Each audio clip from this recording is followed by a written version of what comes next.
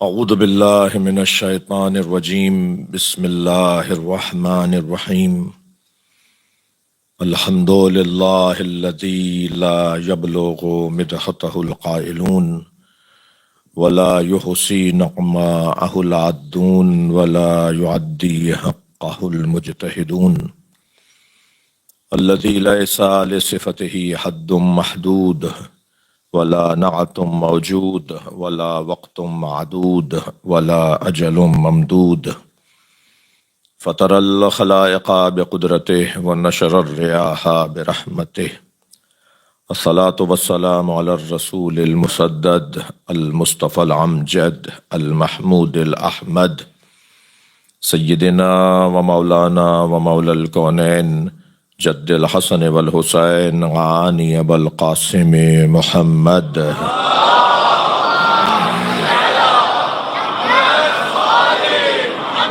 وآله الطيبين الطاهرين المعصومين الذين قال الله إنما يريد الله ليذهب عنكم الرجس أهل البيت ويطهركم تطهيرا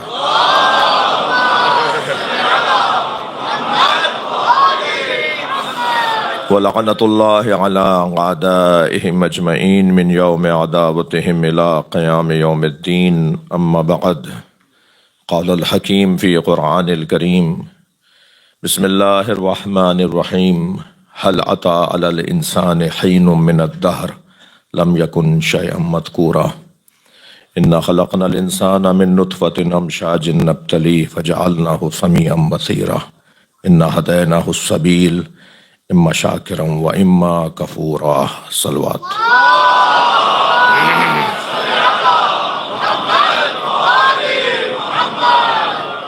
ایک اور بلند صلوات علیہ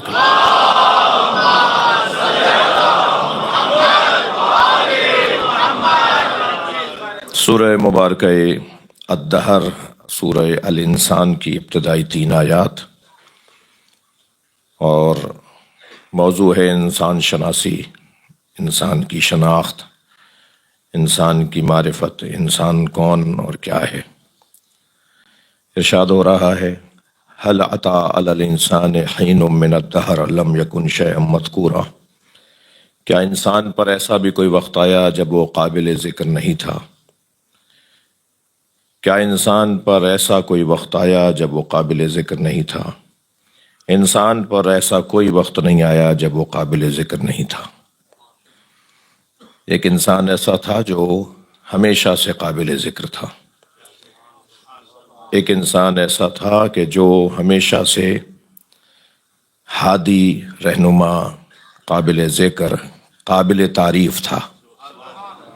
ایک انسان ایسا تھا کہ جس کی تعریف کرنے والا اللہ اور جس کی تعریف اللہ کرے اسے محمد کہتے ہیں۔ صلوات پڑھ لیں محمد والا۔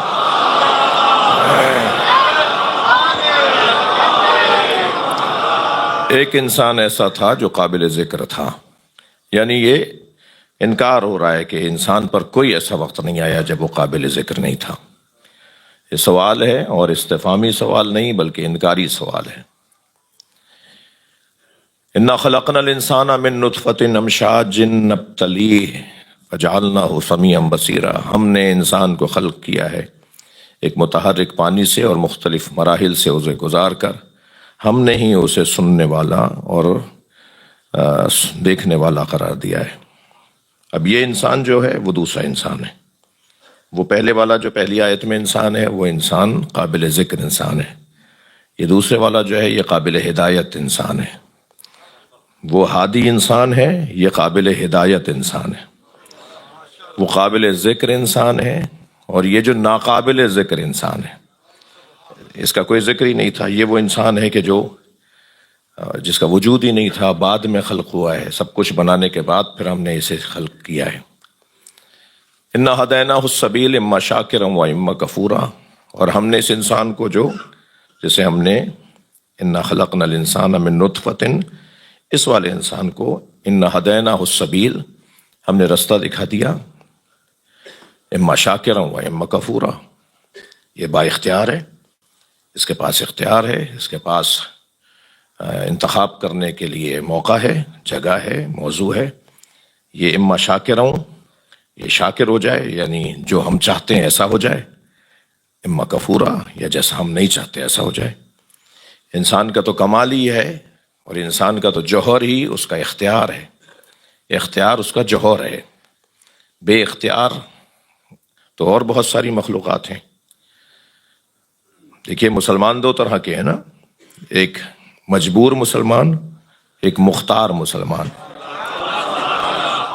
انسانوں اور جنوں کے علاوہ ساری مخلوقات جو ہے نا وہ مسلمان ہیں، مگر بے اختیار مسلمان ہیں۔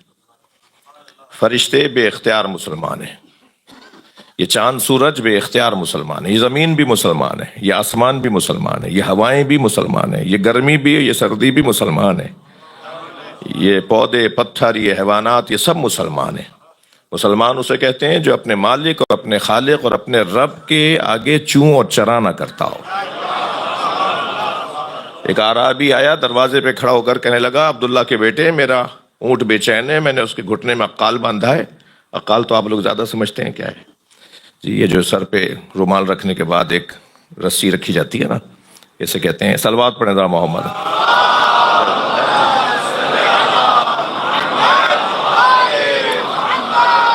شاید وہ عقل باندھنے والی رسی ہے، اس لیے شاید اسے عقال کہتے ہیں، نہیں معلوم مجھے، لیکن اتنا ہے کہ اسے عقال کہتے ہیں۔ تو وہ کہنے لگا کہ میں نے اپنے اونٹ کے گھٹنے میں بے چین ہے، میرا اونٹ بے چین ہے، میں نے اس کے گھٹنے میں عقال باندھا ہے اور وہ عقال چھڑا کے بھاگ جائے گا۔ اے عبداللہ کے بیٹے، نبی سے کہہ رہا ہے، ایک عربی دروازے پہ کھڑے ہو کے مسجد کے سرکار سے کہہ رہا ہے کہ مجھے کھڑے کھڑے بتائیں کہ اسلام کیا ہے، میرے پاس بیٹھنے کا ٹائم نہیں ہے، مجھے ایک لفظ میں ایک جملے میں بتائیں اسلام کیا ہے۔ تو سرکار نے بے ساختہ فرمایا تمہیں بیٹھنے کی ضرورت نہیں ہے، ایک ہی جملے میں بتاؤں گا اسلام کیا ہے۔ فرمایا الاسلام هو التسلیم۔ صلوات پڑھنے ذرا محمد و آل محمد۔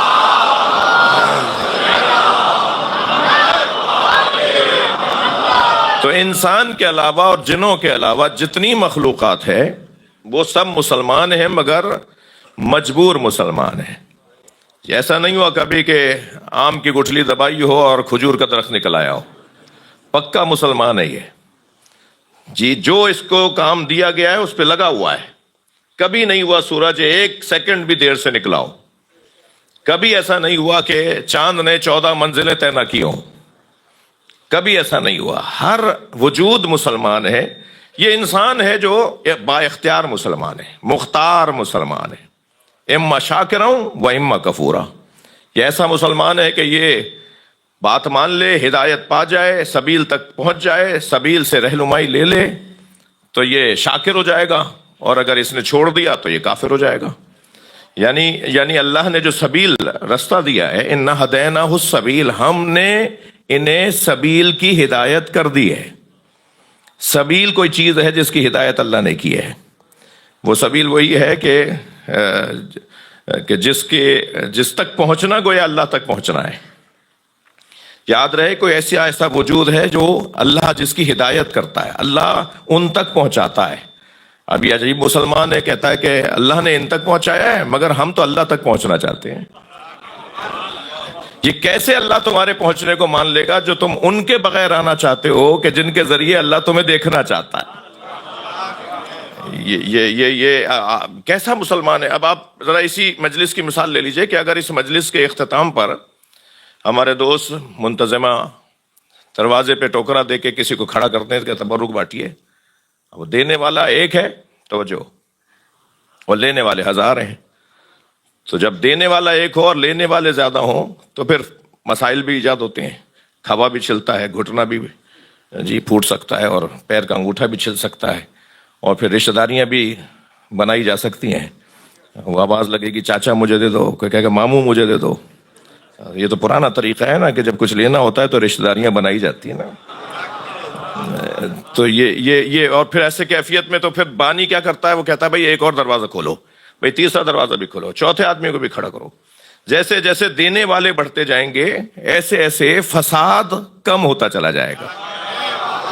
اور شاید کربلا کا بڑا پیغام بھی یہی ہے کہ دینے والے بنو، لینے والے نہ بنو۔ صلوات پڑھیں ذرا محمد و آل محمد۔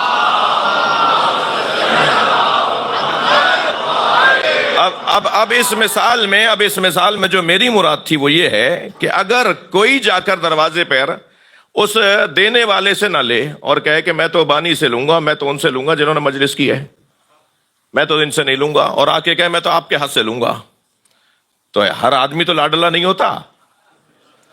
تو جواب دیا جائے گا اگر اس سے نہیں لوگے تو تم ہم سے گویا مخالفت مول لے رہے ہو.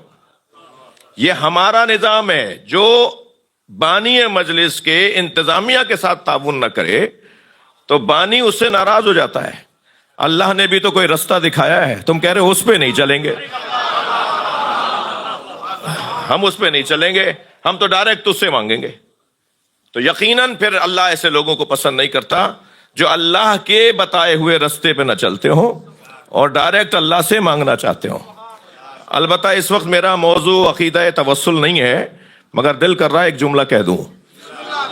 آپ سے اگر کوئی کہے نا کہ ہمیں تو ڈائریکٹ اللہ سے مانگنا چاہیے، جی ہمیں کسی وسیلے کی ضرورت نہیں ہے، ہمیں کسی ذریعے کی ضرورت نہیں ہے، تو آپ ان سے پہلے تو یہ کہہ دیا کریں کہ اپنا چہرہ ذرا آئینے میں جا کے دیکھو.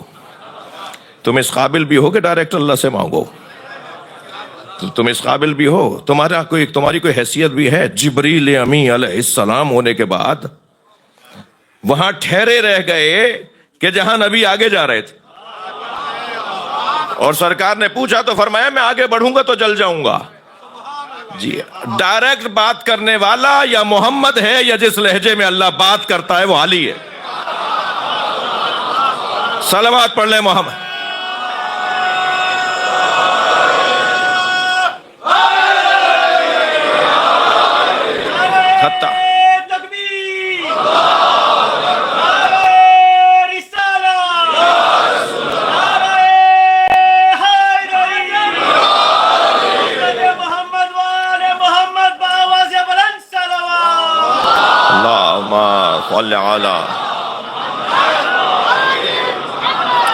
آپ کی توجہات تو ایک منزل اور اسی باب میں رہ جاتا ہوں تو اچھا ہے.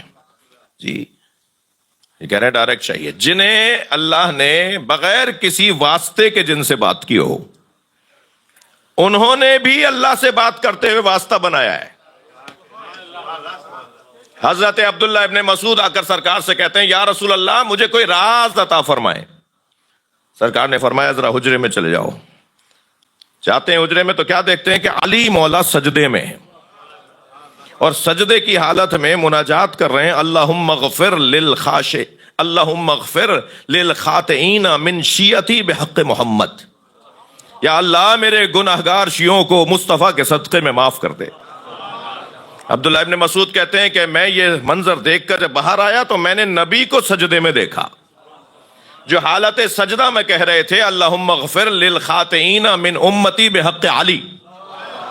یا اللہ میری امت کے گناہگاروں کو علی کے صدقے میں معاف کر دے.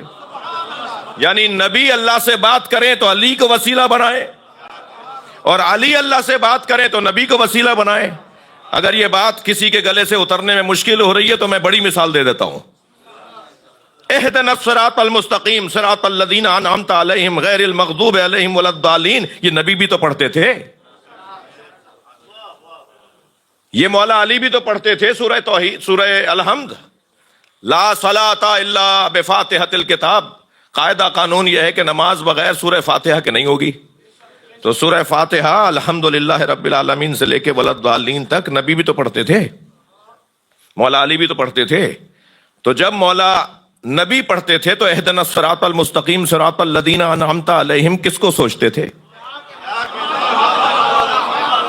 اور جب مولا علی پڑھتے تھے تو کس کو سوچتے تھے؟ یہ پورا گھرانہ حقیقت میں ایک ہے. نبی سوچتے تھے علی کو، علی سوچتے تھے نبی کو. صلوات پڑھ لیں ذرا نبی کی ذات پر.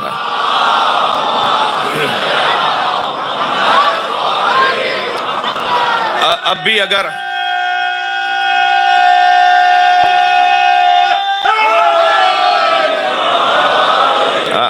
اگر کسی میرے کبھی کبھی مجلس میں آنے والے دوست کے لیے یہ ذرا سنگین ہو گئی ہو بات، تو میں تھوڑی سی اور بات کر دیتا ہوں. وہ یہ کہ ان دونوں کی، ان 14 کی حقیقت ایک ہی ہے. یہ بظاہر ہمیں مختلف نظر آتے ہیں، حقیقت میں ایک ہیں.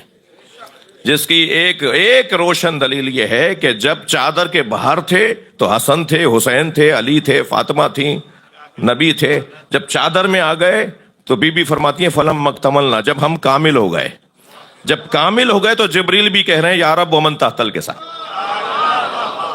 یا اللہ چادر میں کون ہے. یہ سب حقیقت میں ایک ہیں، جلوے ان کے مختلف ہیں. تو سرکار فرماتے ہیں انا والی من نور واحد، میں اور علی ایک نور کے دو ٹکڑے ہیں. تو ایک نور کے دو ٹکڑے، یعنی اس طرف سے دیکھو تو نبی نظر آئے، ایک اور جانب سے دیکھو تو علی نظر آئے. ان دونوں کی حقیقت ایک ہے، ان دونوں کا وجود، حقیقی وجود ایک ہے. لہذا یہ وہ ہیں کہ جن کو وسیلہ قرار دیا ہے پروردگار عالم نے، جن کے ذریعے سے ہم اللہ سے بات کریں گے. اللہ بھی یہی چاہتا ہے کہ ان کے ذریعے سے بات کرو. اور یہ وہ انسان کہ جو قابل ذکر انسان، حل تعالی الانسان حین من الدہر، جی کبھی انسان پر ایسا وقت نہیں آیا جب وہ قابل ذکر نہیں تھا، ہمیشہ سے قابل ذکر انسان. اور ایک وہ انسان کہ جو نطفے سے بنا ہے، جو کنکتے پانی سے بنا ہے، جو متحرک پانی سے اور مختلف مراحل سے بنا ہے. گوشت کا لوتھڑا تھا، پھر ہڈیاں بنی، پھر ہڈیوں پر گوشت چڑھا، پھر ایک مرتبہ اس کے اندر حرکت آئی، اور پھر ایک وہ کامل الخلقت ہوا، اور پھر دنیا میں آ گیا، اور پھر اس شکم مادر سے، اس جنین کی کیفیت سے ایک انسان کی شکل میں. تو یہ جو انسان ہے، اس کو اللہ نے کہا کہ انا ہدینہ السبیل، ہم نے اس کو رستہ دکھا دیا ہے. اب اس کی مرضی ہے کہ یہ شاکر بنے یا اس کی مرضی ہے کہ یہ کافر بنے. عزیزان گرامی، میں گزشتہ 3 مجلسوں میں یہی اپنے عزیزوں سے کہتا آ رہا ہوں کہ انسان کی مختلف قسمیں ہیں. انسان نہیں ہے، ہر انسان نہیں ہے، اور ہر نظر آنے والا انسان ایک جیسا نہیں ہے. یعنی مختلف، ایک جیسا انسان آپ کو نظر آئے گا مگر وہ حقیقت میں مختلف ہوگا. اب یہ جو مختلف انسان ہے نا، ان کی نام کیا کیا ہیں؟ ہم نے ایک مجلس میں کہا کہ قرآن مجید نے کبھی اسے شیطان کہا ہے، کہ قرآن نے اسے کبھی حیوان نے کہا ہے، کہ قرآن نے کبھی اسے پتھر کہا ہے، قرآن نے اسے کبھی حیوان سے زیادہ پستر کہا ہے، اور اسی انسان کو قرآن مجید نے خلیفۃ اللہ کہا ہے. انی جاعل فی الارض خلیفہ. یہ دونوں انسان ایک جیسے نہیں ہیں. ایک قابل ہدایت انسان ہے اور ایک قابل ذکر انسان ہے، ایک ہادی انسان ہے. یہ دونوں کے اندر فرق ہے. ایک قسم اور بھی انسان کی قرآنی زبان میں، ایک قسم اور بھی ہے انسان کی، یعنی تقسیم ہوتا ہے انسان 2 عنوانوں کے ساتھ قرآنی زبان میں، جہاں سورہ مبارکہ آل عمران آیت نمبر 7 میں ارشاد ہو رہا ہے هو الذی انزل علیک الکتاب منہ آیات محکمات ہن ام الکتاب وأخر متشابہات فأما الذین فی قلوبہم زیغ فیتبعون ما تشابہ منہ ابتغاء الفتنہ وابتغاء تاویلہ وما یعلم تاویلہ الا اللہ وراسخون فی العلم. اس آیہ کریمہ میں میرے عزیزو، اللہ نے اپنی آیات کو 2 عنوانوں کے ساتھ یاد کیا ہے. یاد رہے کہ آیات سے مراد قرآنی آیات بھی ہیں، اور آیات سے مراد اللہ کی سب سے بڑی آیت یعنی انسان بھی ہے. انسان بھی 2 حصوں میں تقسیم ہو رہے ہیں. قرآن کی آیات 2 حصوں میں تقسیم ہے. پہلی قسم کیا ہے؟ اللہ ارشاد فرما رہا ہے منہ آیات محکمات، یعنی محکم آیات، یہی ہن ام الکتاب، یہی اصل کتاب ہے. اور دوسری قسم کیا ہے؟ وَأُخَرُ متشابہات. دوسری قسم جو ہے آیات کی، وہ متشابہات ہیں. پھر قرآن یہ بھی بتا رہا ہے کہ محکمات کے ہوتے ہوئے متشابہات کی پیروی کرنے والوں کے بارے میں اللہ کیا چاہتا ہے، اللہ کیا جانتا ہے، اللہ کیا کہنا چاہتا ہے. اللہ کچھ رہنمائی کرنا چاہتا ہے، بتانا چاہتا ہے کہ انسانوں کے اندر کچھ ایسے لوگ ہیں کہ جو اما الذین فی قلوبہم زیغ، جن کے دلوں پر زنگ لگ چکا ہے، فیتبعون ما تشابہ منہ، وہ محکمات کو چھوڑ کر متشابہات کی طرف جاتے ہیں. کیوں بھائی؟ میٹھا پانی چھوڑ کے کوئی کڑوے پانی کی طرف جاتا ہے؟ پانی تو ہوتا ہے، زندگی تو وہ بھی دے سکتا ہے، فصلیں تو وہ بھی اگا سکتا ہے، پانی تو وہ ہے. کبھی ایسا ہوتا ہے کہ الجھنیں بڑھانے والی چیزوں کو چھوڑ کر شفاف چیزوں کی طرف کوئی نہ جائے؟ یعنی انہیں لے لے اور اس کی طرف کوئی نہ جائے، یہ نہیں ہوتا کبھی۔ قرآن کہہ رہا ہے کہ یہ جو محکمات کے ہوتے ہوئے متشابہات کی طرف رجوع کر رہے ہوتے ہیں، یہ دو طرح کے لوگ ہیں۔ صلوات پڑھیں تو میں عرض کروں،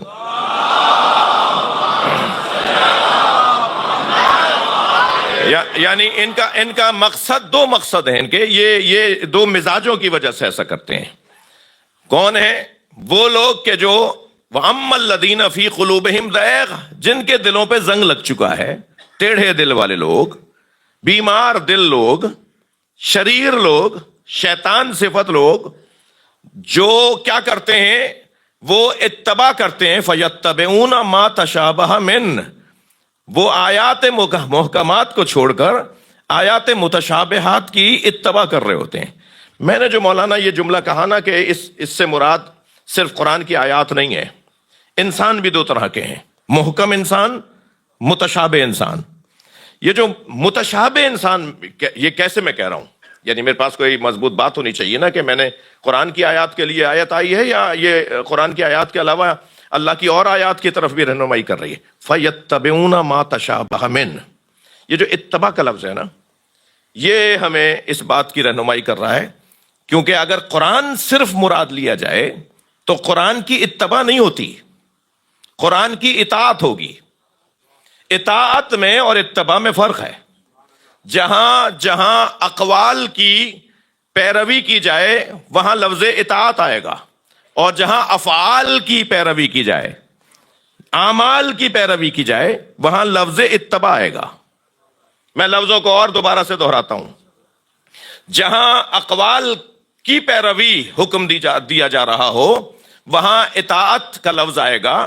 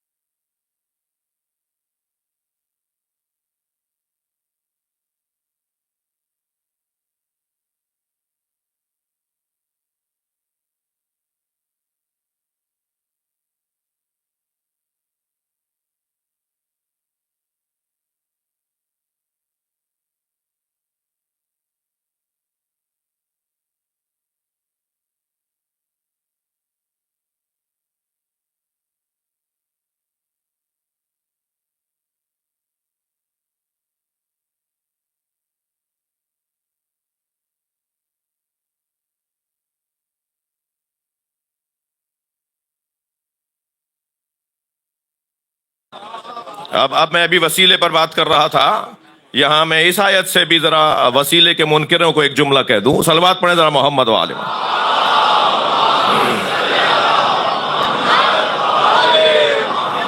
کہ یہاں پروردگار عالم نے وما یعلم تاویلہ الا اللہ کہہ کر آیت کو مکمل کیوں نہیں کیا؟ اللہ جانتا ہے کہ قرآن کی آیات متشابہات کی تعویل کیا ہے، بس کہہ دیتا یہیں تک۔ مگر اس نے کہا وَرَاسِخُونَ فِي الْعِلْمِ، راسخون فی العلم اللہ نہیں ہے، مگر اللہ چاہتا ہے میرے ساتھ ان تک بھی پہنچو انہیں بھی مانو کہ جو تمہیں بتائیں گے کہ میں کون ہوں۔ قرآن مجید میں وسیلے سے متعلق اور مفہوم وسیلے سے متعلق میں کہتا ہوں شاید ہی کوئی آیت آپ کو ملے گی جس کے اندر اللہ نے اپنے ساتھ نبی کو نہ جوڑا ہو، اللہ نے اپنے ساتھ ان لوگوں کو نہ جوڑا ہو کہ جنہیں نبی کی رسالت پہ گواہ بنایا ہے۔ قرآن مجید میں ایک جگہ نہیں، سینکڑوں جگہ پر پیغام وسیلہ پایا جاتا ہے۔ نہیں چاہتا اللہ، ایسے مسلمان کو پسند ہی نہیں کرتا جو اللہ کو مانتا ہو اور نبی کو نہ مانتا ہو۔ اور ذرا کھل کے کہہ دوں، جو اللہ کو مانے اور اللہ کے نبی کو نہ مانے اسے مسلمان نہیں، شیطان کہتے ہیں۔ شیطان نے یہی تو کیا، صلوات پڑھ لیں نبی کی ذات پر۔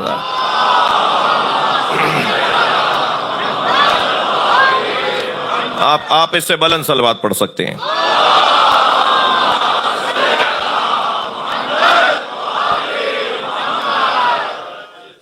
توجہ کر رہے ہیں؟ بات آگے جائے، مضمون بدل دوں؟ نہیں تو صلوات پڑھیں ایک اور۔ اللہم صل علی محمد و علی محمد۔ اب یہ محکم، بڑی عنایت آپ کی توجہات کا ممنون ہوں، مجھے برداشت فرما رہے ہیں آپ۔ اب یہ محکم انسان اور متشابہ انسان، جیسے قرآن کی آیات محکم اور قرآن کی آیات متشابہ، ایسے ہی انسان بھی دو طرح کے ہیں۔ انسان محکم جسے قابل ذکر اللہ نے کہا ہے، انسان متشابہ جسے اللہ نے مختلف مراحل سے گزار کر انسان بنایا ہے۔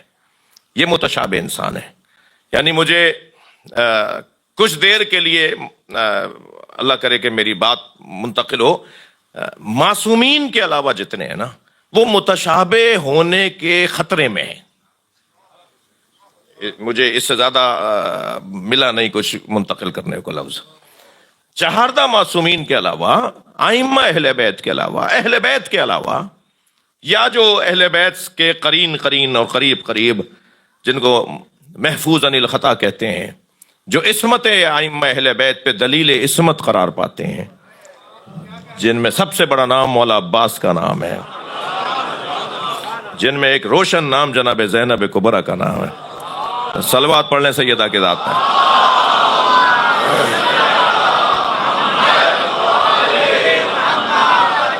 تنگ ہو جائیں گے اگر انہیں میں آگے کہوں گا آنے کا، تو تنگ ہوں گے، تنگ بیٹھ جائیں گے۔ کیا کریں، تھوڑا سا آگے بھی ملائیں، آ جائیے، تھوڑی زحمت کر لیجئے۔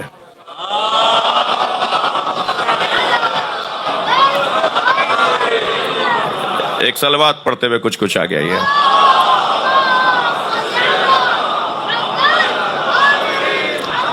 اس سے بلند صلوات پڑھیے۔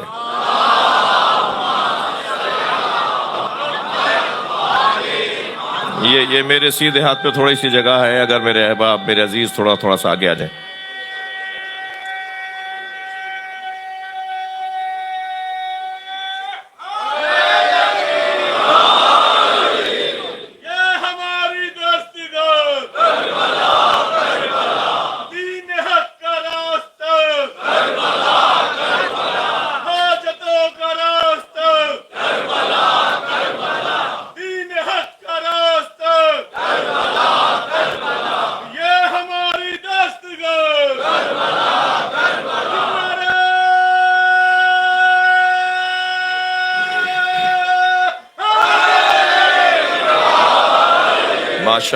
ماشاءاللہ، ہم سب ان چہاردہ معصومین کے علاوہ اور جو ان کی عصمت پہ دلیل ہیں، جو ان کا دروازہ ہے، مولا عباس باب الحسین ہے جی، جناب زہرا، جناب زینب ثانیہ زہرا ہیں، حضرت زید شہید، حضرت سید محمد ولد، حضرت اسماعیل اور حضرت علی اکبر علیہ السلام، شہداء کربلا، اصحاب خاص امام حسین جن میں ابو بصیر جیسی شخصیات جی، مولا ابن خنیس، حضرت ابو حمزہ صومالی، وہ جو اصحاب اجماع ہیں، خاص طور پر جنہیں 18 وہ اصحاب جنہیں ائمہ نے فرمایا کہ اگر یہ کوئی بات کہیں تو سمجھو ہم نے کہا ہے، وہ ہستیاں، وہ دلیل عصمت ہیں ائمہ اہل بیت کے لیے۔ یہ محکم شخصیات ہیں جی، یہ قابل ذکر ہستیاں ہیں، مگر ان کے علاوہ جتنے بھی ہیں نا میں اپنے آپ کو شامل کر رہا ہوں، کوئی کسی کو نہیں کہہ رہا، ہم سب معرض خطر میں ہیں، ہم سب خطرے میں ہیں۔ اور کس بات کے خطرے میں ہے کہ ہم متشابہ ہو سکتے ہیں۔ بھائی روزانہ تو میں زیادہ کہہ رہا ہوں، ہر آن خطرہ ہے، ہر آن، ہر لمحہ خطرہ ہے، ایک ایک لمحہ خطرے میں۔ وہ جو ان الانسان لفی خسر والی آیت ہے نا سورہ والعصر کی، سنی عالم دین تفسیر کبیر کے اندر وہ لکھتے ہیں کہ میں اس آیت کو میں ہضم نہیں ہو پا رہی تھی مجھ سے، میں اس کو میں سمجھ نہیں پا رہا تھا کہ ان الانسان لفی خسر کا مطلب کیا ہے، انسان خسارے میں ہے، کیا مطلب خسارے میں؟ تو کہتے ہیں کہ جگہ ایک دفعہ میں ایک بازار سے گزر رہا تھا تو برف والا، سلج برف والا آواز لگا رہا تھا کہ رحم کھاؤ اس انسان پر جس کا سرمایہ گھل رہا ہے۔ تو کہنے لگے کہ وہ برف کیونکہ پگھل رہا تھا، تو اس منظر کو دیکھ کر مجھے سمجھ میں آیا کہ یہ ایک ایک لمحہ اس کی گھبراہٹ میں اضافہ ہے کہ اگر یہ نہیں بکا تو جب تک نہیں بکے گا، جب تک منزل پہ نہیں پہنچے گا، جب تک کہ اس کا اصلی پیسہ مجھے اور کچھ منافع نہیں ملے گا، میں خطرے میں ہوں کہ نہ جانے کب کتنی دیر لگے اور یہ سارا میرا برف گل جائے۔ تو انسان بھی ایک ایک لمحے میں، ایک ایک لمحہ اس کا خطرے میں، کب کیا ہو جائے، کب کہاں پیر پھسل جائے، کب کہاں آنکھ بھٹک جائے، کب کہاں ہاتھ بھٹک جائے۔ جی زیادہ تر ہندوستان اور پاکستان کے لوگ ہیں نا مجلس میں، تھوڑی گردن ہلائیے۔ تو ہمارے تو ماشاءاللہ ثقافت کا حصہ ہو گیا حرام خوری۔ صلوات پڑھیں ذرا محمد و آل محمد۔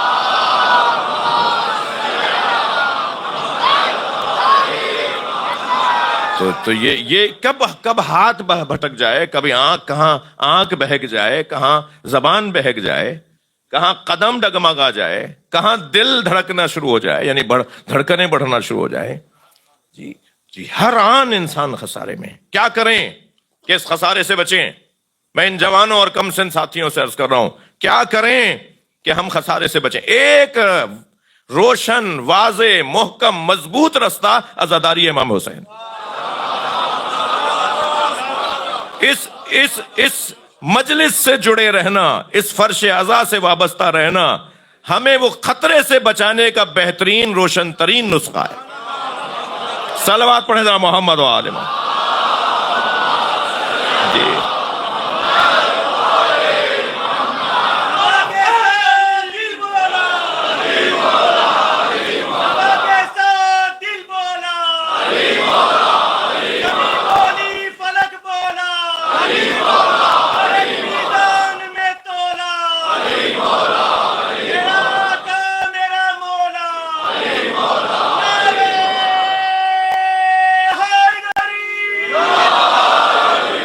وہ جو انسان متشابہ ہے، جی انسان محکم، آیات محکمات،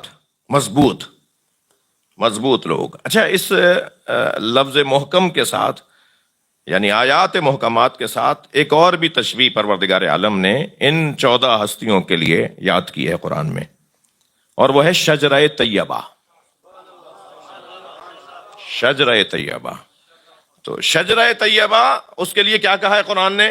اصلھا ثابت، اس کی جڑیں بڑی مضبوط ہیں، وفرعھا فی السماء، اور اس کی شاخیں آسمانوں میں ہیں، تؤتی اکلھا کل حین باذن ربھا، ہر موسم میں اپنے رب کے حکم سے پھل دیتا ہے۔ کوئی ہے دنیا کا درخت جو ہر موسم میں پھل دیتا ہو؟ اور جو اتنا پھلدار درخت ہوتا ہے نا، اس کی ٹہنیاں زمین کی طرف جھکتی ہیں، آسمانوں کی طرف نہیں جاتے۔ یہ کون سا درخت ہے جو ہر موسم میں پھل دیتا ہے اور اس کی ٹہنیاں آسمانوں میں ہیں؟ تو ماننا پڑے گا یہ وہ درخت ہے جو زمین والوں کو آسمان والوں سے اور آسمان والوں کو زمین والوں سے جوڑتا ہے۔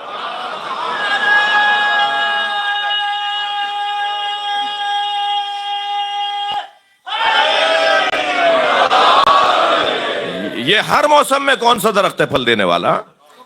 یہ ہر موسم سے مراد تؤتی اکلھا کل حین، ہر زمانے میں پھل دیتا ہے، ہر موسم میں پھل دیتا ہے۔ اس سے مراد یہ ہے کہ ان کے ہاتھوں میں اگر زنجیر بھی بندھی ہوئی ہو تو یہ لوگوں کو آزادی دلوا رہے ہوتے ہیں۔ ان کے گھر میں اگر فاقے بھی ہو رہے ہوں تو یہ لوگوں کو روٹیاں دے رہے ہوتے ہیں، یہ کھلانے والے لوگ ہیں، یہ دینے والے لوگ ہیں۔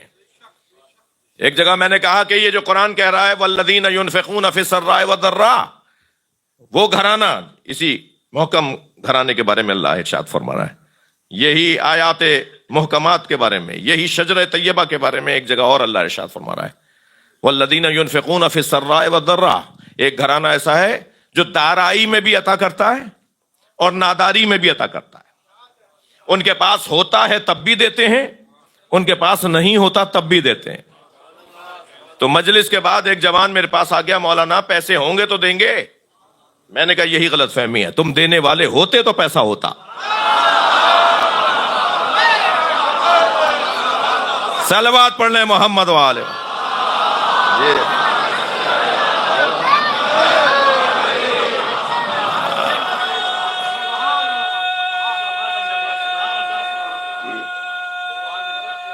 ماشاء اللہ۔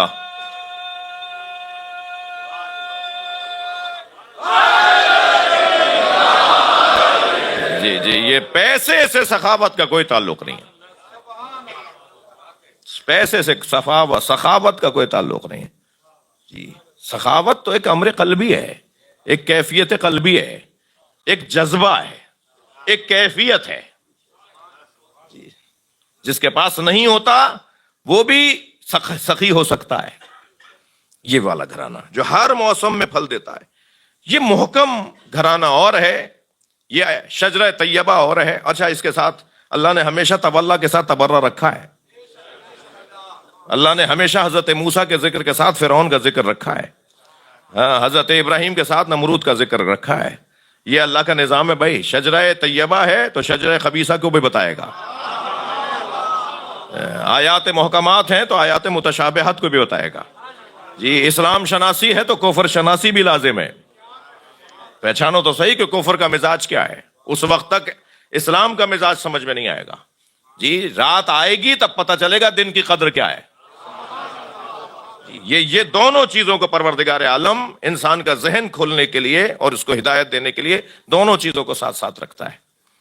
اب یہ محکم انسان، یہ شجرہ طیبہ، یہ ہر حال میں پھل دینے والا درخت، یہ 14 ہستیوں کو اللہ نے یاد کیا ہے۔ اور متشابہ، دیکھیے جس طرح آیات متشابہ ہیں اسی طرح انسان بھی متشابہ ہیں، اور جو متشابہ انسان ہیں وہ کبھی اپنے معلومات اور اپنے علم اور اپنے ذہن سے متشابہ ہیں، تھوڑی دیر آپ برداشت کریں گے مجھے، اور کبھی وہ اپنے کردار اور اپنے عمل کے ذریعے سے متشابہ ہے، یعنی وہ علمی اعتبار سے متشابہ ہے اور یا عملی اعتبار سے متشابہ ہے جی۔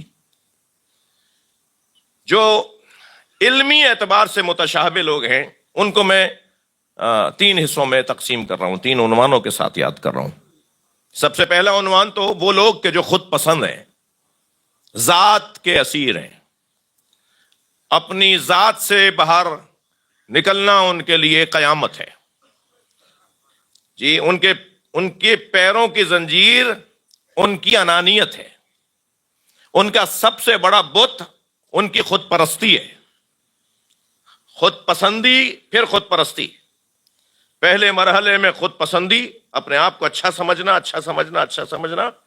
پھر اتنا اچھا سمجھنا کہ پھر اپنی ہی پرستش شروع کر دینا۔ یہ جو خود پسند اور خود پرست لوگ ہیں، ذات کے اسیر لوگ ہیں، یہ متشابہ لوگ ہیں،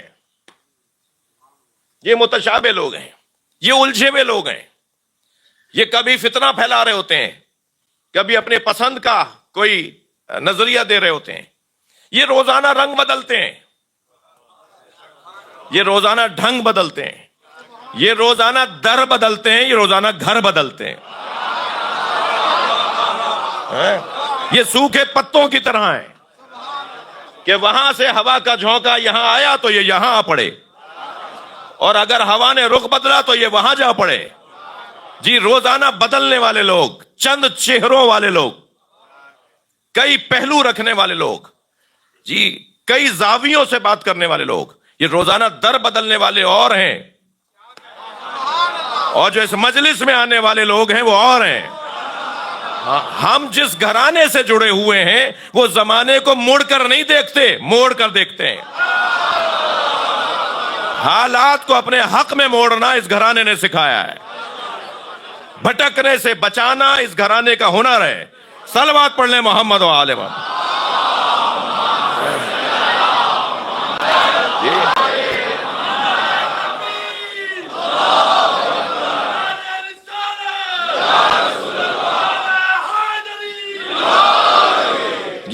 یہ لوگ جو علمی طور پر اپنے آپ کو کہتے ہیں جی ان سے بڑا تو کوئی ہے ہی نہیں، جو ہم کہہ رہے ہیں وہی صحیح ہے۔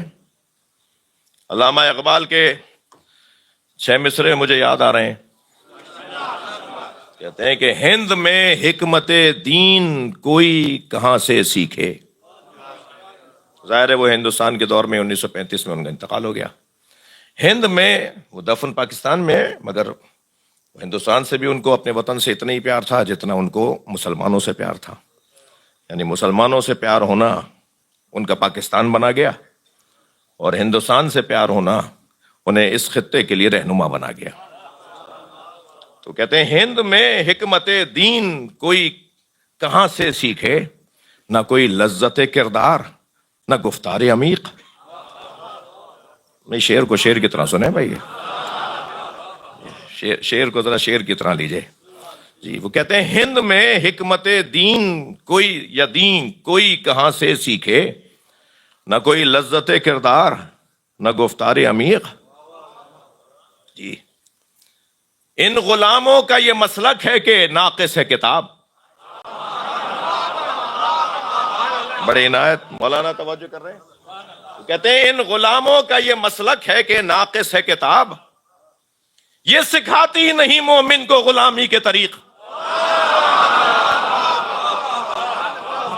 یہ سکھاتی نہیں مومن کو غلامی کے طریق، خود بدلتے نہیں قرآن کو بدل دیتے ہیں۔ بھائی صلوات پڑھیں تو میں ایک اور مصرع سناؤں۔ اللہم صلی علی۔ یہ متشابہ انسانوں کی علامہ اقبال تعریف کر رہے ہیں، تعارف کروا رہے ہیں۔ وہ کہتے ہیں یہ خود بدلتے نہیں، قرآن کو بدل دیتے ہیں، ہوئے کس درجہ فقیہان حرم بے توفیق، ہوئے کس درجہ فقیہان حرم بے توفیق۔ یہ متشابہ لوگ جی، قرآن اپنی پسند سے بیان کرنے والے۔ قرآن میں لکھا ہوا ہے ایاک نعبد و ایاک نستعین، صرف اللہ ہی کی عبادت کرنی ہے اور اللہ ہی سے مدد مانگنی ہے۔ تم تو حافظ قرآن تھے، حافظ قرآن تھے تو تمہیں ایک ہی آیت کیوں یاد رہ گئی جو تمہارے مطلب کی آیت ہے؟ صلوات پڑھیں ذرا محمد و آل محمد۔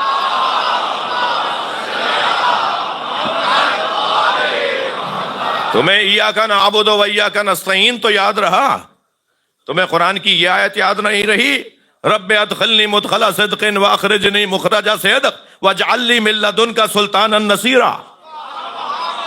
مجھے ہر کام میں سچائی کے ساتھ داخلہ عطا فرما، سچائی کے ساتھ خارجہ عطا فرما، اور یا اللہ مجھے اپنی جانب سے مضبوط مددگار عطا فرما۔ یہ میری اور آپ کی بات نہیں ہو رہی ہے، نبی سے اللہ کہہ رہا ہے، اے میرے حبیب مجھ سے کہو کہ مجھے مضبوط مددگار عطا فرما۔ جو اللہ کی طرف سے مضبوط مددگار آیا ہے اسے علی کہتے ہیں۔ تمہیں یہ آیت کیوں نظر نہیں آ رہی؟ صلوات پڑھیں ذرا محمد و آل محمد۔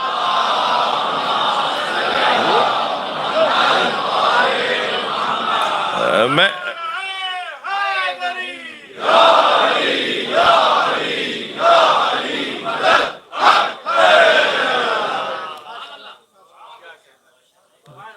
میں نے ایک مجلس میں شاید کہا تھا کہ اسی ہولیے میں پھرتا ہوں پوری دنیا میں، تو ہر سفر میں کوئی نہ کوئی ایک تو کم سے کم، ورنہ تو 20 لوگ بھی آئے ہیں جو برابر میں آ کے بیٹھے ہیں، جی آپ شیعہ مولوی ہیں، آپ سے سوال کر لوں؟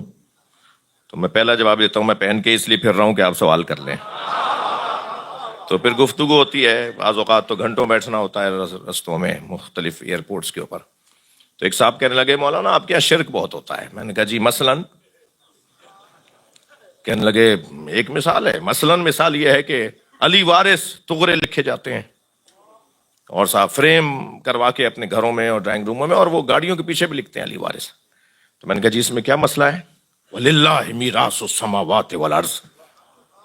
قرآن کہہ رہا ہے کہ اللہ کے لیے آسمانوں اور زمین کی میراث ہے، اور آپ کہہ رہے ہیں علی وارث. میں نے کہا مولانا آپ نے قرآن کتنا پڑھا ہے؟ کہنے لگا آپ کو میں بتا نہیں پایا، میں تو حافظ قرآن ہوں. تو میں نے کہا میری مشکل آسان ہو گئی. آپ حافظ قرآن ہیں تو پھر مجھے سورہ مبارکہ الانبیاء کی 105ویں آیت سنائیے. اور آپ یقین جانیے انہوں نے سنا دی، اور جب انہوں نے سنا دی تو میں نے کہا اس کا ترجمہ بھی کر دیجئے، اس کی تفسیر بھی بتا دیجئے، اور ظاہری آیت کا ظاہر بھی بتا دیجئے کہ قرآن کیا کہہ رہا ہے. آپ یقین جانیے آیت پڑھنے کے بعد وہ تھوڑی دیر بیٹھے اٹھ کے چلے گئے، اور آیت انہوں نے واقعی سنائی. اور وہ آیت کیا ہے؟ لَقَدْ كَتَبْنَا فِي الزُّبُورِ مِن بَعْدِ الذِّكْرِ. ہم نے زبور میں ذکر یعنی تورات کے علاوہ لکھ دیا ہے. جی ذکر ہم نے لَقَدْ كَتَبْنَا فِي الزُّبُورِ، ہم نے زبور میں مِن بَعْدِ الذِّكْرِ یعنی تورات کے علاوہ، ذکر سے مراد یہاں تورات، ہم نے زبور میں لکھ دیا، تورات میں. اب یہ قرآن کی آیت ہے تو قرآن میں بھی لکھ دیا نا. یعنی اللہ کہہ رہا ہے ہم نے تین جگہ لکھ دیا ہے، پکی دستاویز ہے، جہاں جہاں کاغذ جمع ہونے چاہیے ہم نے کرا دیے ہیں. جی ملکیت مکمل ہے. لَقَدْ كَتَبْنَا فِي الزُّبُورِ مِن بَعْدِ الذِّكْرِ أَنَّ الْأَرْضَ يَرِثُهَا عِبَادِيَ الصَّالِحُونَ. ہم نے یہ 3 جگہوں پہ لکھ دیا ہے کہ اس زمین کی، اس مکمل زمین کی وراثت ہمارے نیک اور صالح بندوں کے پاس ہے. میں نے کہا مولانا آپ ایک علی وارث پہ چڑھ رہے ہیں، ہم 14 کو وارث مانتے ہیں. صلوات پڑھیں محمد و آل محمد.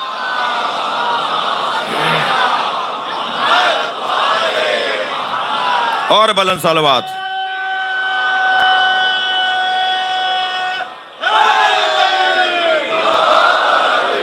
بڑی عنایت آپ کی توجہات. جی خود بدلتے نہیں قرآن کو بدل دیتے ہیں، ہوئے کس درجہ فقیہان حرم بے توفیق. یہ علمی تشابہ کا شکار لوگ، متشابہ افراد جو علمی اعتبار سے متشابہ ہیں، خود پسند، خود پرست. دوسری قسم بتا دوں، جاہل مرکب. جاہل مرکب، جی جاہل کی قسمیں پھر کسی اور موقع پہ، مگر ایک قسم جاہل کی کئی قسمیں ہیں، ان میں سے ایک قسم جاہل کی جاہل مرکب. اور جاہل مرکب اسے کہتے ہیں جو نہیں جانتا کہ نہیں جانتا. یہ کیسا جاہل ہے بھائی؟ جو جانتا ہے کہ نہیں جانتا وہ بھی تو جاہل ہے، وہ جانتا ہے کہ نہیں جانتا. مگر ایک ایسا بھی جاہل ہے کہ جو نہیں جانتا کہ نہیں جانتا، اسے اندازہ ہی نہیں ہے کہ نہیں جانتا. اسے کہتے ہیں جاہل، تھوڑا سا بول دیجئے، جاہل مرکب. یہ جو جاہل مرکب ہے نا، یہ بڑا خطرناک ہے. یہ خود تو ڈوبتا ہے، اس کے پیچھے دنیا لگ رہی ہوتی ہے. صلوات پڑھیں ذرا محمد و آل محمد.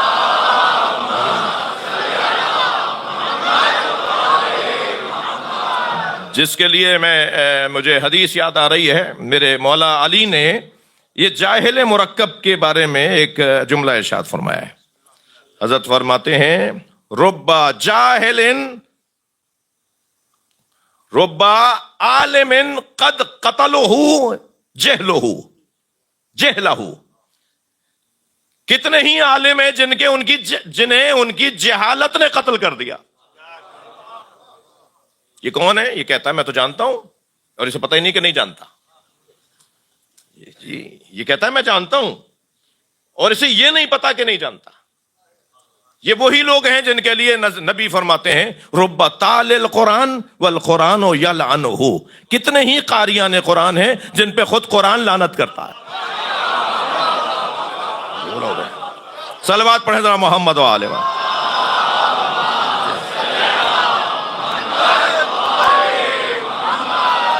جاہل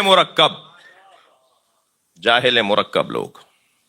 اور عزیزان گرامی، یہ جو متشابہ انسان ہیں ان میں کچھ وہ انسان ہیں کہ جو علمی طور پر متشابہ ہیں، اور کچھ وہ ہیں جو عملی طور پر متشابہ ہیں۔ پھر مجھے حدیث مبارک مولا علی کا فرمان یاد آ رہا ہے۔ مولا فرماتے ہیں ثلاث قاسمات الظہر، 3 لوگوں نے کمر توڑ ڈالی، معاشرے کی کمر توڑ دی، اپنی کمر توڑ دی، سماج کی کمر توڑ دی۔ کس کی کمر توڑ دی؟ کمر توڑ دی۔ اب یہ مولا نے ایک مطلق جملہ ارشاد فرمایا، 3 لوگوں نے کمر توڑ ڈالی۔ یہ عملی طور پر متشابہ لوگ، اکتا تو نہیں رہے آپ؟ چاہ رہے ہیں بات آگے بڑھے تو ایک بلند صلوات پڑھیں۔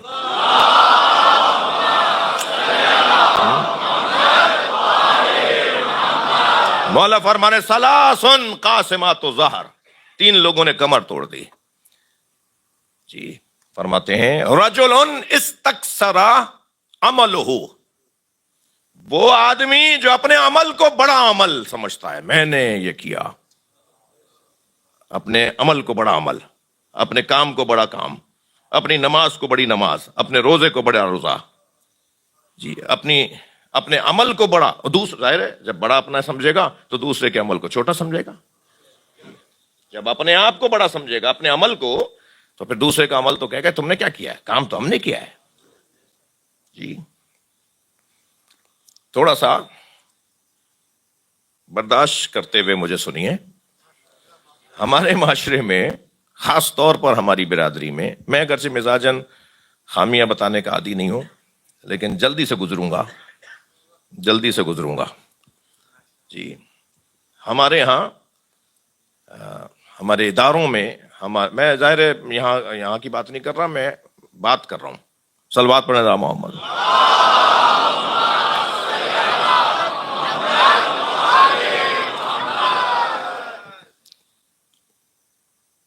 جو بانی ہے نا، جس نے بنیاد رکھی ہے، جس نے کوئی بنیادی کام کیا ہے، وہ اسے موت ہی چھڑواتی ہے ادارہ، اور پھر بھی کہتا ہے یہاں تختی لگا دینا۔ جی پھر ارے بھائی جوانوں کے حوالے کرو، صلوات پڑھیں ذرا محمد وآل۔ میں ہرگز یہ نہیں کہہ رہا کہ آپ ہٹ جائیں، اپنے ساتھ کچھ اور لوگوں کو بھی ملا لیں، آہستہ آہستہ سکھائیں، تربیت دیں۔ جی وہ تو آپ کے ساتھ رہیں گے تو سیکھیں گے نا۔ استکثر عملہ، جو اپنے عمل کو رجل استکثر عملہ، جو اپنے عمل کو زیادہ بڑا سمجھتا ہے، اور رجل نسی ذنبہ، جو اپنے گناہوں کو بھول جاتا ہے۔ گناہوں کو بھولنا، غلطیوں کو بھولنا، ضم سے مراد یہاں گناہ بھی ہے، غلطی بھی ہے، خطا بھی ہے، غلط فیصلے بھی ہیں، غلط رائے بھی ہے، غلط اقدامات بھی ہیں۔ جو اپنے ان غلط فیصلوں کو، غلط اقدامات کو بھول جاتا ہے تو پھر وہ دوبارہ کرتا ہے غلطی، پھر اور فساد کا سبب بنتا ہے۔ رجل نسی ذنبہ، اور رجل اللہ اکبر اعجب برائیہ، اور تیسرا وہ بندہ ہے جو اپنی رائے کو سب سے اچھی رائے سمجھتا ہے۔ بھائی جب 14 رکنی ٹرسٹ ہے، 14 رکنی کمیٹی ہے، مثلا 12 رکنی جو ہے وہ ایک انجمن ہے، تو سب کی رائے ہے نا، اکثریت کی معقول رائے کے اوپر فیصلہ ہو گیا۔ یہ باہر جا کے کہتے ہیں میں نہیں مانتا اس لیے کہ میری رائے نہیں مانی، یا آپ اس کا حصہ ہیں۔ اچھا دستخط بھی کراتے ہیں بعض لوگ تو، اور باہر جا کے کہتے ہیں وہ غلط ہوا ہے فیصلہ۔ کیوں غلط ہوا ہے؟ ہم نے تو یہ کہا تھا۔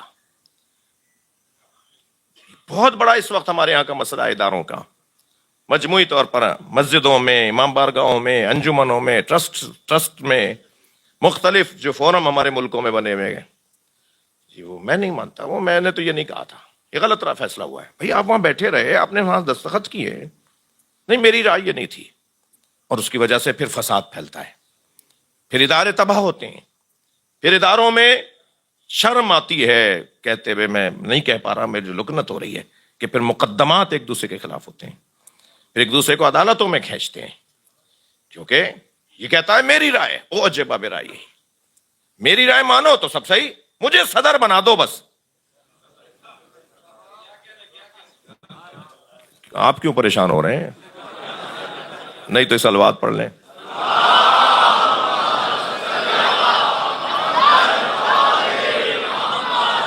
سارے جھگڑے اس پر کہ مجھے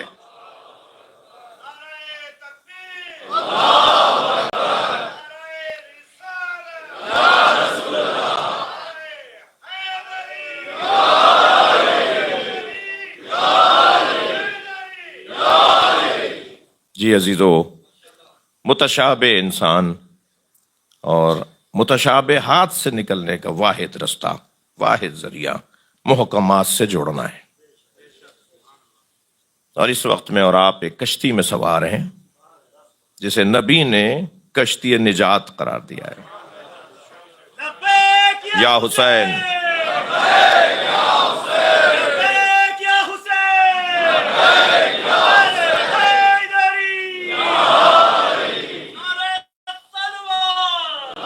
اللہم صل علی ان الحسین مصباح الہدی و سفینۃ النجات. یہ ذکر کربلا، یہ ذکر امام حسین کشتی نجات ہے. ہم اپنے عقائد، نظریات کی تقویت کے لیے فضائل سنتے ہیں، اپنی مضبوطی کے لیے ہم مصائب اپنی مضبوطی کے لیے بھی سنتے ہیں. یہ کیسے ممکن ہے کہ صابر کو یاد کرنے والا خود صبر نہ کرے؟ یہ ممکن ہی نہیں ہے. لیکن ہمارا مقصد صرف یہی نہیں ہے. ہمارا مقصد اس سے ہٹ کر، اس سے بالا تر بھی ہے. وہ یہ کہ پرسہ دیں اس ماں کو جو مجلس عزا میں سننے والوں سے پہلے آ کے بیٹھ جاتی ہے. جو ذکر امام حسین میں جب آتی ہے فی یدہا خرقۃ، تو ان کے ہاتھ میں رومال ہوتا ہے. تسم دموع الباکین، رونے والوں کے آنسوؤں کو جمع کرتی ہیں. مجلس میں میری ماں بہنیں بھی آئی ہوئی ہیں، بیٹیاں بھی آئی ہوئی ہیں، بچیاں بھی آئی ہوئی ہیں. میں ان سے کہوں گا کہ کسی کو دھکا نہ لگ جائے، کسی کو کوہنی نہ چبھ جائے. ایک دادی پوتی کو لے کر آتی ہے. اجرکم علی اللہ. اور جب آپ ایسے روتے ہیں نا، آوازیں بلند ہو رہی ہیں، آنکھوں میں آنسو آ رہے ہیں، تو وہ پوتی دادی سے پوچھتی ہے، دادی یہ ایسے کیوں رو رہے ہیں؟ تو وہ جواب دیتی ہیں، بیٹا یہ تمہارے بابا حسین کو رو رہے ہیں. تو کہتی ہیں، دادی کاش یہ کربلا میں ہوتے، میرے بابا کو یوں پیاسا نہ مارا جاتا. اجرکم علی اللہ، اجرکم علی اللہ. آمادہ مجمع ہے، رونے کی تیاری سے آپ بیٹھے ہیں، مجھے زیادہ محنت نہیں کرنی پڑتی. ایسا ہی حق ہے جب روئیں نا مجلس میں تو ہمیں ایسے رونا چاہیے جیسے ہمارے گھر میں کسی جوان کی میت ہو. امام رضا دعا دیتے ہیں ہاتھ اٹھا کر. امام حسین پر رونے والوں کو امام رضا ہاتھ اٹھا کے دعا دیتے ہیں. امام محمد باقر تو مصلی بچھا کر 2 رکعت نماز پڑھ کر عزاداروں کے لیے دعا کرتے ہیں. امام جعفر صادق بھی ایسے ہی. جی امام موسیٰ کاظم نے ساری زندگی اپنے جد کو یاد کیا. ائمہ اہل بیت چاہتے یہ ہیں کہ جب ہمارے جد کا ذکر ہو تو پھر تکلف کر کے عزاداری نہ کرنا، عاجزی کے ساتھ، فقیری کے ساتھ، انکساری کے ساتھ ہمارے جد کے ذکر میں شامل ہو جانا. اجرکم علی اللہ. اللہ آپ کو کسی غم میں نہ رلائے. چلیے میرے ساتھ کچھ دیر کے لیے کربلا چلیے. اللہ آپ کے بدنوں کو بار بار کربلا لے جائے. مگر جب ہم مجلس میں مصائب سنتے ہیں نا تو اتنی دیر کے لیے ہمارا ذہن کربلا چلا جاتا ہے. چلیے چلیے میرے ساتھ کربلا چلیے. حسین مولا لاشوں پہ لاشیں اٹھا رہے ہیں. رونے والوں، امام نے جو لاشیں اٹھائے نا، ان میں ایک لاشا جس پر بہت روئے، وہ چھوٹا بہت تھا، مگر امام حسین سے اٹھتا نہیں تھا. کبھی آگے جاتے تھے انا للہ اجرکم اللہ اجرکم اللہ، اپنی آوازوں کو آزاد کریں گے. کبھی الٹے پیر واپس آتے تھے، رضن بقضائہ و تسلیما لامرہ. حق ہے، ایسے ہی رونے کا حق ہے. علی اصغر کا لاشا، جب میرے مولا نے صدائے استغاثہ بلند کیا نا، حل من ناصر ینصرنا، کوئی ہے جو ہماری مدد کرے، تو خیموں میں رونے کی آواز بلند ہوئی، اور امام کے کان میں بیٹیوں کی، بہنوں کی، بیویوں کے رونے کی آواز آئی. کسی گھر کے مرد کے لیے یہ گوارا نہیں ہوتا کہ اس کے ہوتے ہوئے اس کے گھر کی عورتیں روئیں. ہاں، امام فوراً پلٹ کر آئے، بہن زینب تم رو رہے ہو، کیوں رو رہے ہو؟ کہا بھیا، جب آپ دشمن کو مدد کے لیے پکارتے ہیں، آپ کہتے ہیں کوئی ہے جو میری مدد کرے، تو وہاں سے تو کوئی جواب نہیں آتا. علی اصغر خود کو جھولے سے گرا دیتا. بھیا، یہ بچہ خود کو جھولے سے گرا دیتا. امام نے فرمایا اس کی ماں سے کہو اسے مجھے گود میں دے دے. لاؤ، اس کی ماں سے کہو کہ اسے میری گود میں دے دے. اب جناب رباب خیمے میں بچے کو تیار کر رہی ہیں. اجلا سا کرتا پہنایا، آنکھوں میں سرما دیا، بالوں میں کنگھی کی، اور پیشانی پہ بوسہ دیتے ہوئے فرمایا علی اصغر، اگر جنت میں دادی نے پوچھا تمہاری ماں نے منہ کیوں نہیں دھلایا، تو کہہ دینا پلانے کو پانی نہیں تھا. اور میر انیس کہتے ہیں بنا کر شکل مجاہد کی، اجر و کمال اللہ اجر و کمال اللہ، بنا کر شکل مجاہد کی لے چلے شبیر، الٹ دیا علی اصغر کی آستینوں کو. اجر و کمال اللہ اجر و کمال اللہ. امام کی گود میں دیا. مولا، میں علی اصغر کو تیار کر کے لے آئی. امام نے بچے کو اپنی گود میں لیا، بچے کی پیشانی کا بوسہ دیا. ماں بچے کو رخصت کر رہی ہے. اجر و کمال اللہ. جب جناب علی اصغر کا ذکر ہونا تو اس بچے کی ماں کو سلام ضرور کیا کر. بڑا جگر ہے جناب رباب کا، بڑا حوصلہ ہے جناب رباب کا. امام حسین فرماتے ہیں مجھے وہ گھر اچھے لگتے ہیں جن گھروں میں رباب اور سکینہ نامی عورتیں ہوتی ہیں. ان دونوں بیویوں نے، ان ماں بیٹیوں نے امام حسین سے جو وفاداری کی ہے، اجر و کمال اللہ اجر و کمال اللہ. دو کمائیاں ہی تو تھیں جناب رباب کے پاس، دو ہی بچے تو تھے، ایک علی اصغر، ایک سکینہ. ایک کو اجلا سا کرتا پہنا کر امام کی گود میں دے دیا، ایک کو زندان شام میں چھوڑ آئی. اجر و کمال اللہ اجر و کمال اللہ. جو جہاں بیٹھا ہے اپنی آواز کو آزاد کرے. بڑا جگر ہے جناب رباب کا، بڑا حوصلہ ہے جناب رباب کا. میں کچھ عرصے پہلے، تقریباً 1 سال پہلے ہندوستان گیا. اس سے پہلے بھی چند مرتبہ جانا ہوا. ابھی جو پچھلی دفعہ گیا تو ایک امام بارگاہ سے، ایک امام باڑے سے باہر آ رہا تھا، تو میں نے دیکھا کہ ہندو عورتیں ہاتھ میں لٹیاں لیے، جی، وہ امام بارگاہ کے اندر آ رہی تھی. تو میں نے پوچھا کہ یہ لوگ کون ہیں، یہ کیا لے کر آ رہے ہیں؟ تو مولانا یاسوب عباس صاحب میرے ساتھ تھے. انہوں نے فرمایا مولانا یہ جھولے پر دودھ لے کر آئی ہیں. اجر و کمال اللہ. عزا خانے میں جو جھولا رکھا ہے،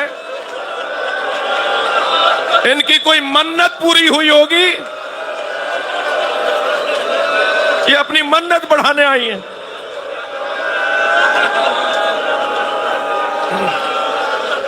حوصلہ کریں گے، حوصلہ کریں گے. اللہ آپ کو کوئی غم نہ دے سوائے غم اہل بیت کے. ہمیں رونے اور رلانے والوں میں قرار دے۔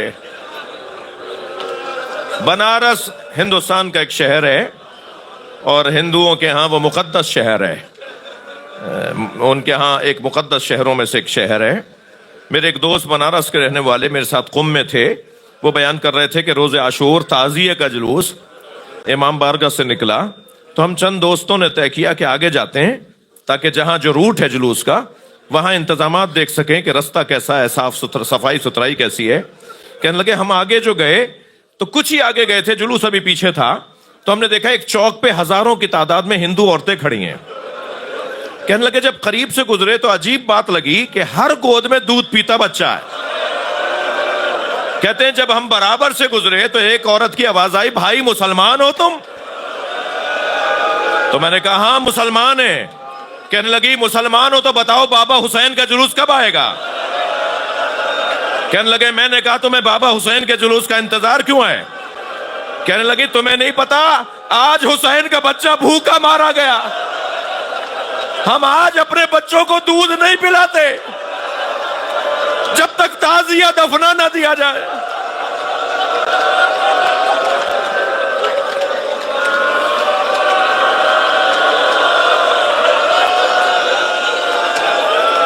اجرکم اللہ، اجرکم اللہ۔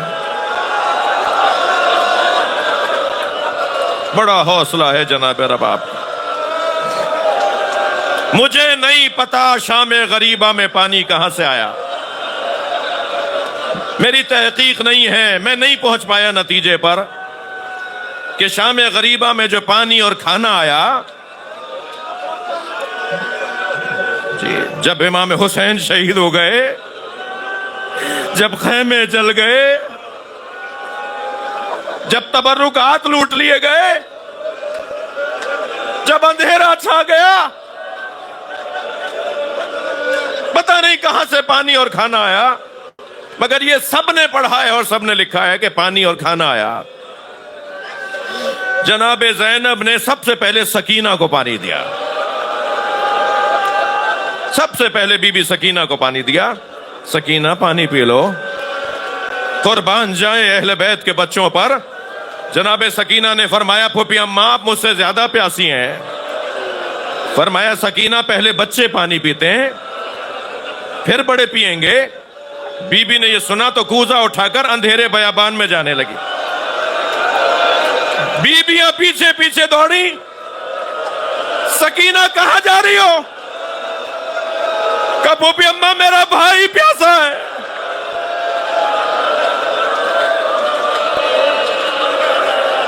کیسے اس بچی کو پانی پلایا، بہت مشکل بیان ہے۔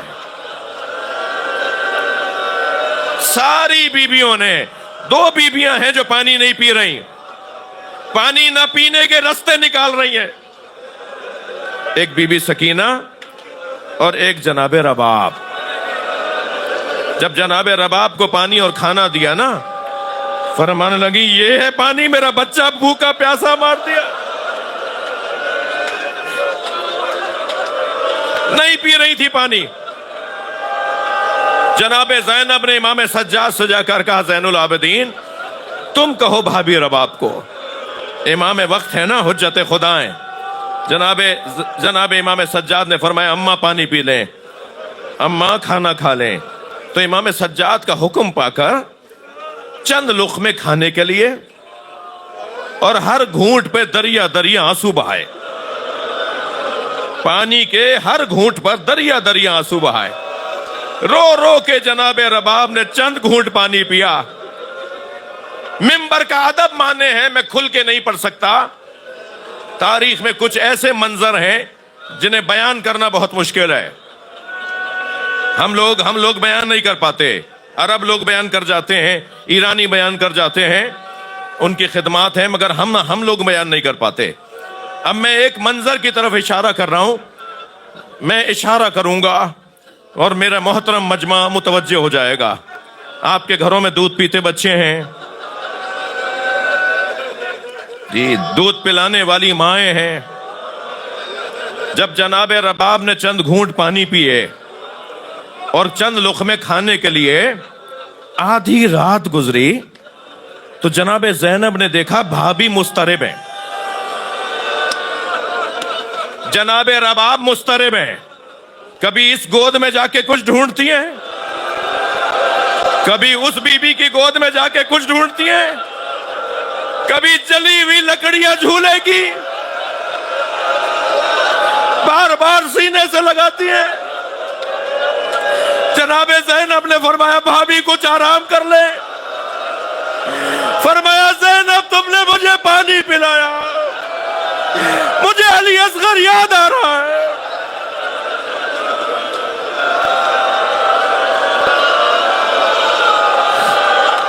मेरा बच्चा भूखा मार दिया।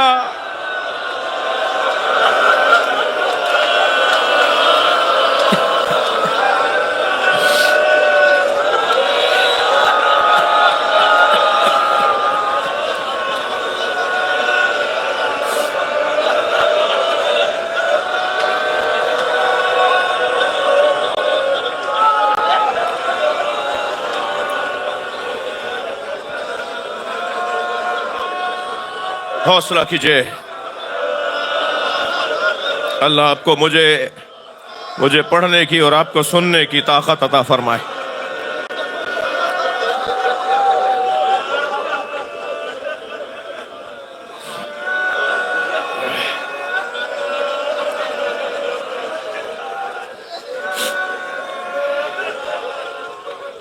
उजला सा कुर्ता,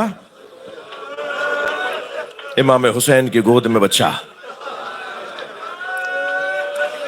आपके घरों में बच्चे हैं ना छोटे छोटे, जब आप अपने बच्चों के लिए चीज लेके जाते हैं ना, घर कुछ लेके जाते हैं, तो सबसे पहले छोटे बच्चे को देते हैं, और बड़े जो बच्चे होते हैं उन्हें तसल्ली होती है छोटा भाई है ना, पहले इसे मिलेगी फिर हमें चीज मिलेगी। जब इमाम हुसैन अली असगर को पानी पिलाने ले गए तो 30 से ज्यादा बच्चे हैं जो आपस में कह रहे हैं पहले अली असगर को पिलाएंगे फिर हमें ले जाएंगे।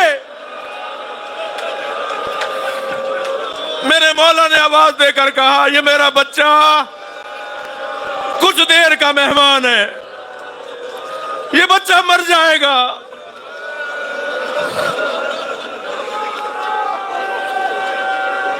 चंद साल पहले 6 मुहर्रम को एक जवान मेरे पास आया, मुझसे कहने लगा मौलाना मैं मछली खरीद कर लाया हूं।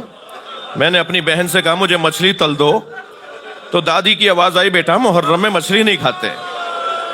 तो मैंने दादी से कहा दादी हलाल तो हलाल है, मुहर्रम हो या रबीउल अव्वल, मछली हलाल है तो मुहर्रम में खाऊं या रबीउल अव्वल में। फरमाने लगी हाँ हाँ बेटा तुम जदीद जमाने के नए दौर के लोग हो ना, तुम हमारी बात नहीं मानोगे, जाओ जाके मौलाना से पूछ लो, अगर वो इजाजत दें तो खा लेना। वो मुझसे बोल रहा था और मैं रो रहा था। मैंने रोते हुए कहा तुम दादी की बात मान लो। कहने लगा मौलाना मुझे समझ में नहीं आई बात। मैंने कहा तुम दादी की बात मान लो, इमाम हुसैन ने अली असगर के तड़पने को मछली के तड़पने से ताबीर किया है। अमा तरोना कैफा यतलद्दा, देख नहीं रहे मेरा बच्चा मछली की तरह मुंह खोलता है, मेरा बच्चा मछली की तरह मुंह बंद करता है, ये कुछ देर में दुनिया से चला जाएगा। इमाम ने जब ये बात की, बच्चे को उठाकर बात की, तो पिसरे साद ने आवाज देकर कहा हुरमला हुसैन का कलाम कता कर दे। रोने वालों उसने वो तीर जोड़ा जिसके 3 फल थे। एक मर्तबा इमाम ने बच्चे को ऐसे लिया हुआ था कि गर्दन और सर इमाम के बाजू पर था, और बच्चे का पैर हजरत अली असगर के पैर इमाम हुसैन के हाथों में थे, पंजे में थे। जिस तरह मामूलन बच्चे को ऐसे लिया जाता है। जब एक सनसनाता हुआ तीर आया और वो गले पे लगा तो इमाम का बाजू भी उसने छेदा, इमाम हुसैन का बाजू भी जख्मी किया, और बच्चे के गले पे तीर लगा तो दूध की जगह खून उबलने लगा। इमाम ने चिल्लू में खून लिया और आसमान को देखा तो आवाज आई कभी पानी नहीं बरसेगा, थकेंगे नहीं, मैं 2 मंजिलें और ले रहा हूं। जमीन की तरफ देखा तो आवाज आई कभी फसलें नहीं उगेंगी। इमाम ने वो खून अपने चेहरे पे मला, یہ وہی خون آلود چہرہ ہے امام حسین کا جو جناب سکینہ نے شام کے زندان میں دیکھا تو آواز دے کر کہا بابا یہ آپ کی رگیں کس نے کاٹی؟ بابا یہ آپ کے چہرے پہ کس کا خون ہے؟ اجرکم اللہ، اجرکم اللہ۔ امام نے آواز دے کر کہا اسی چہرے کے ساتھ میں قیامت میں نانا رسول کے سامنے آؤں گا۔ بچے کا لاشا، حسین کیا کریں اس لاشے کا؟ گرمی بڑی شدید تھی رونے والوں، دھوپ میں تپش بہت زیادہ تھی۔ امام نے لاشے پہ ابا کا دامن ڈالا ہوا تھا۔ جو بچہ کچھ دیر پہلے تک تڑپ رہا تھا وہ چین سے بابا کی گود میں تھا۔ چلے ہیں خیمے کے قریب، بڑھنے لگے، خیموں کے قریب آئے تو سوچنے لگے ماں دیکھے گی تو مر جائے گی۔ الٹے پیر واپس ہوئے، خیال آیا کہ اگر رباب نے پوچھا میرا بچہ کہاں ہے تو میں کیا جواب دوں گا، علی اصغر کہاں ہے؟ پھر آگے بڑھے، پھر پیچھے ہٹے تو اچانک دیکھا خیمے سے پردہ ہٹا ہے۔ امام نے دیکھا تو سکینہ کھڑی تھی۔ جناب سکینہ نے دیکھا جو بھائی تڑپ رہا تھا اب وہ بابا کی گود میں سو رہا ہے، تو دور سے آواز دے کر کہا بابا میں بھی پیاسی ہوں، بابا مجھے بھی پانی پلا لاؤ۔ بچی کی آواز بلند ہوئی تو خیمے سے پھر پردہ ہٹا۔ اب امام نے جناب رباب کو کھڑا دیکھا، رباب تیزی تیزی آگے بڑھ رہی ہیں اور امام حسین پیچھے ہٹ رہے ہیں، اور پیچھے ہٹتے ہوئے فرما رہے ہیں رباب بتاؤ میں کون ہوں؟ اپنی زوجہ سے پوچھ رہے ہیں رباب بتاؤ میں کون ہوں؟ جناب رباب نے فرمایا آپ میرے امام ہیں، آپ حجت خدا ہیں۔ امام نے ابا کا دامن ہٹا دیا۔ ایک ماں نے خون میں لت پت بچہ دیکھا، ننھے ننھے لبوں پہ لب رکھ دیے، آواز دے کر کہا یا بنیا اب مسلو کا یونہر، اے میرے لال کیا تجھے